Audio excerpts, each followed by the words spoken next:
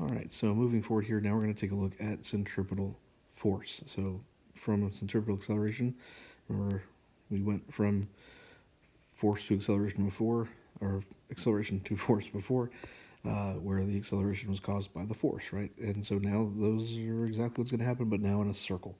And so centripetal force, of course, using Newton's second law, F equals ma. Centripetal force, Fc, is equal to the mass times the centripetal acceleration. So, oops. So there's our first thing to write down, just the generic definition. And now below the line there, you can't really see it, but there are two more formulas. And that's going to replace our centripetal acceleration with the two formulas that we had from our previous video. So that's going to be Fc is equal to m times v squared over r. And then Fc is equal to mr omega squared. Those two should be written down as well, because you're going to use them quite a bit.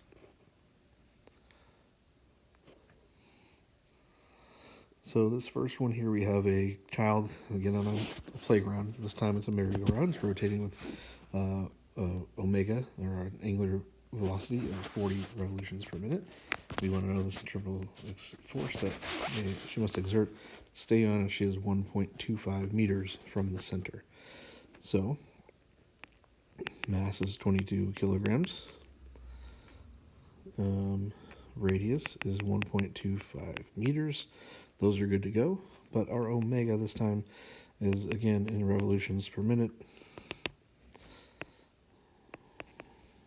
So we need to convert that. And I mentioned this before, but there is kind of an easy way to remember the conversion here, and that is just to multiply by 2 pi over 60, or you can do pi over 30, but these are the easier ones to remember because we're talking about 2 pi radians and 60 seconds to convert this. Makes it a little bit easier. And this one going across, we can do 40 times 2, that's 80. 80 divided by 60 gives us 8/6, which simplifies to 4/3. So really it's 4/3 pi, which is about 4.19 radians per second. So now we have omega in the right unit. We've got our mass, we've got our radius. We're good to go. So centripetal force is mr omega squared, or 22 times 1.25 times 4.19 squared. And our centripetal force comes out to be 482.41 newtons.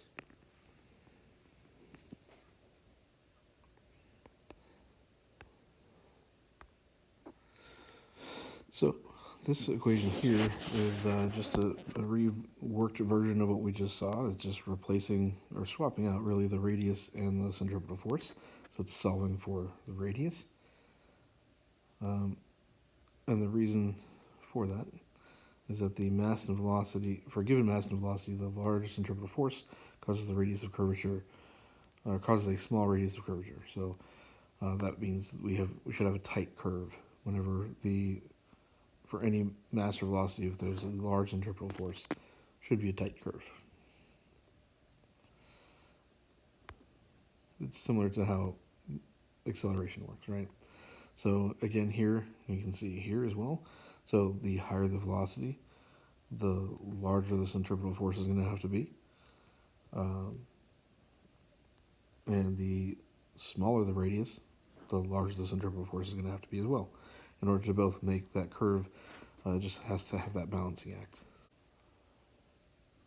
So, coefficient of friction for a tire, right? So, a lot of times when you think about car tires rotating, they move forward because the friction between the tire and the road grip the road and propel the car forward, right?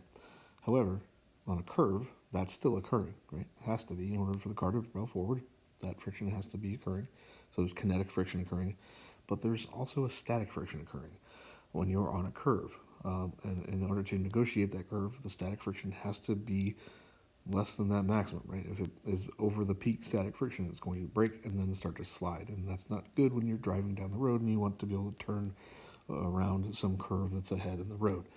So that's what static friction does. In this case, for a car, it keeps it from sliding across the road. So for this problem here, we have a couple different things to take a look at.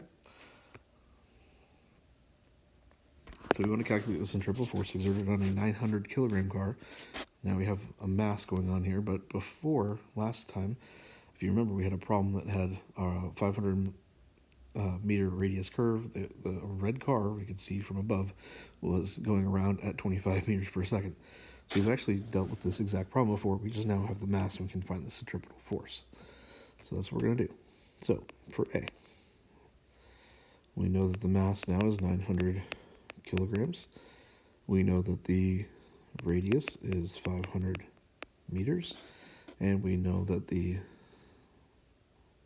velocity is 25 meters per second. So centripetal force is going to be 900. Well, let's write the formula. Sorry. Mass times velocity squared over r, or 900 times 25 squared over 500. Now that 25 squared over 500 part, that's what we calculated before. That came out to be 1.25. So now we just got to multiply 900 times 1.25, and that gives us a centripetal force of 1125 newtons.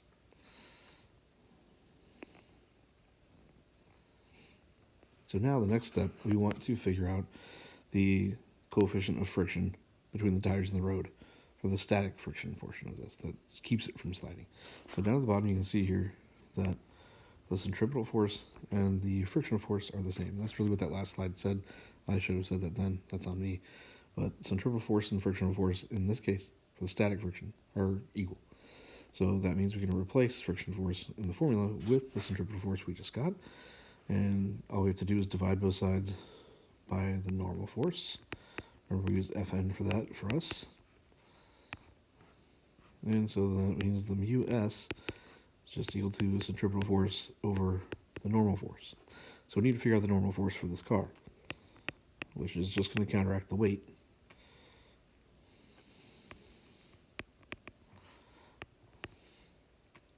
Which is mg. So 900 times 9.81. Which gives us a normal force of 8,829 newtons. And now we can go ahead and find our mu s. That's a terrible looking mu. Let me fix that. Not much better, but better. So that's the 1125 divided by 8,829.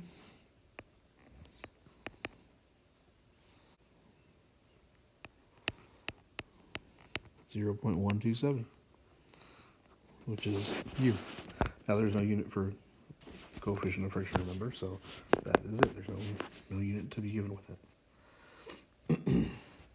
So that is the coefficient of friction needed to maneuver this curve. As long as the tires have a higher one than that, for the peak, we should be good. So it should be able to make that curve. So that's something that construction crews need to know in order to make curves manageable for cars, but also tire manufacturers need to know what roads are out there in order for them to make tires that will be able to navigate those roads.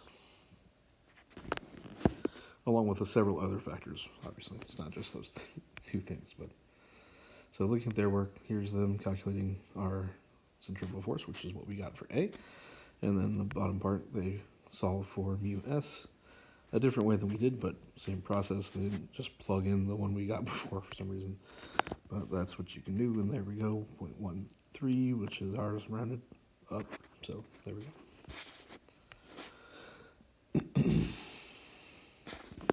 Now, not all curves are just flat curves, right? If you look at a racetrack, those curves are super, super steep hills, right? And those are called banked curves. It makes it so the slope of the curve helps the car to navigate this curve, which means it can then take it at a faster speed. So now we're going to bring in these angles that could be occurring. So that's what a banked curve is. Ideal banking is whenever the curve is maximized, or the steepness of the curve is maximized for a specific speed, or vice versa. the speed is maximized for a specific curve. So it just depends on which way you want to go with it. So here we have this car, and you can see down here they're forming a formula. So two formulas really. So they've got this one that's normal force times sine of theta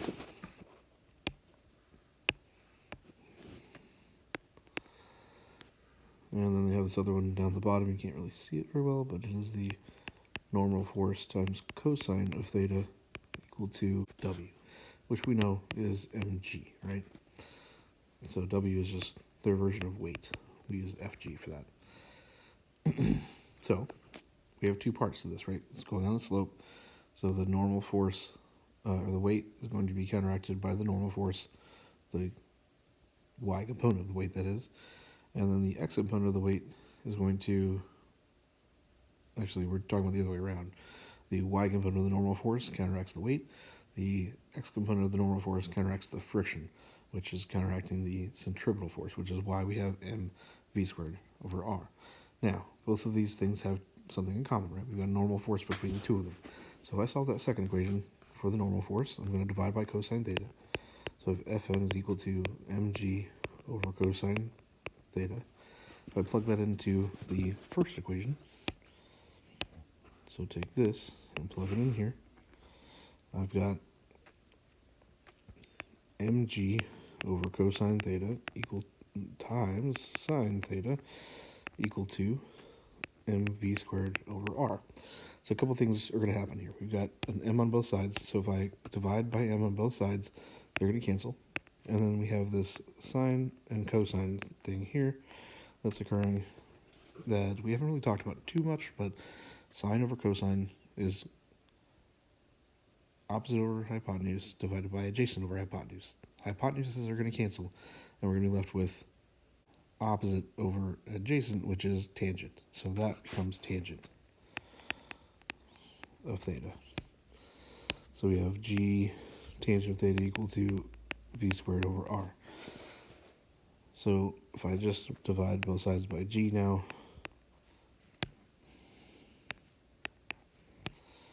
I now have this final form of my equation as tangent of theta is equal to v squared over rg, which means that I can maximize the velocity or the angle and find the ideal banking for a specific curve.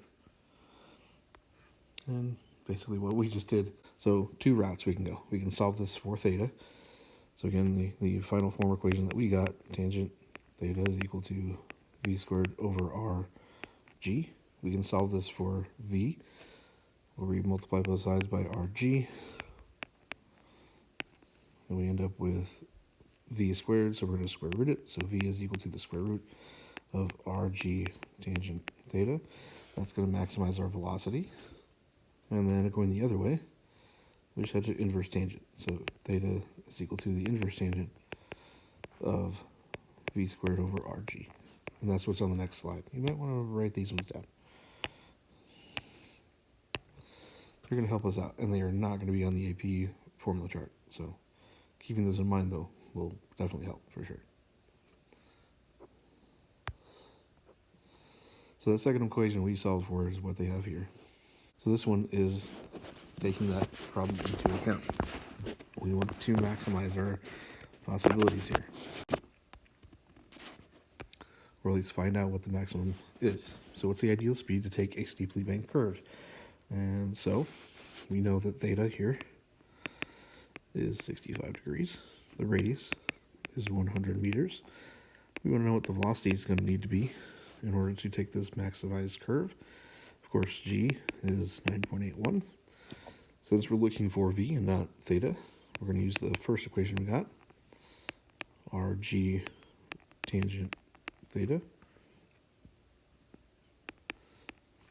So the square root of 100 times 9.81 times tangent of 65. And that's going to come out to be 45.87 meters per second. that is the fastest that a car should go around this curve. That the tires will actually be able to grip the road at Daytona International Speedway. There's a racetrack.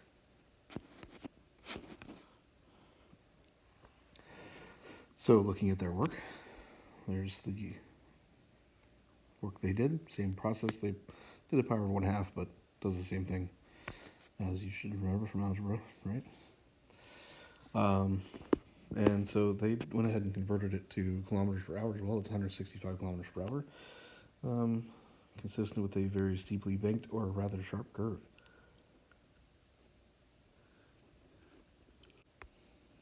Now, what we're going to take a look at next time has to do with this slide right here. So, not orbits so much, but just gravity in general, and how those things are related to Newton's third law.